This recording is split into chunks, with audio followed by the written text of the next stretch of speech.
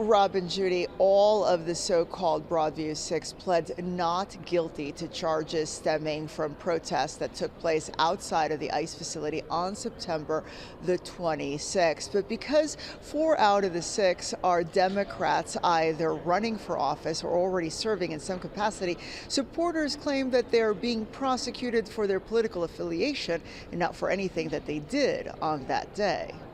This is what democracy looks like. Dozens today rallied outside Chicago's federal courthouse in support of the so-called Broadview Six. We're here in solidarity because people did one of the most American things to do: exercise their freedom of speech in the face of injustice and fascism.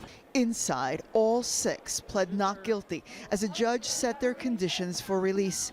Among them are congressional candidate Kat Abu-Ghazaleh and Cook County Board candidate Catherine Sharp. We are seeing the Trump administration violate our Constitution and violate our human rights. These criminal charges will not silence us from speaking out against this injustice.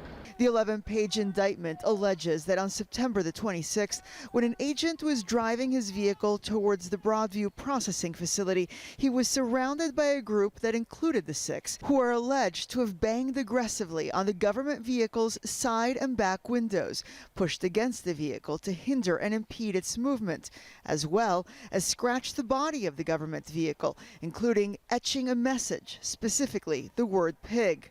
I have been charged with conspiracy for protesting with others. But expressing your First Amendment rights is not a conspiracy, and dissent is not a crime.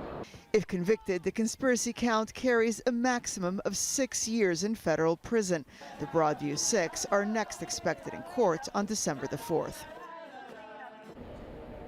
Now, today's arraignment took place on the same day that 2 other Broadview-related hearings were held. One of those hearings was meant to determine the conditions under which a judge will hold a site visit tomorrow morning. That judge hoping to inspect the facilities in which detainees are being held. Live at the Dirksen Federal Building, I'm Michelle Gallardo, ABC 7 Eyewitness News. Rob and Judy, back to you.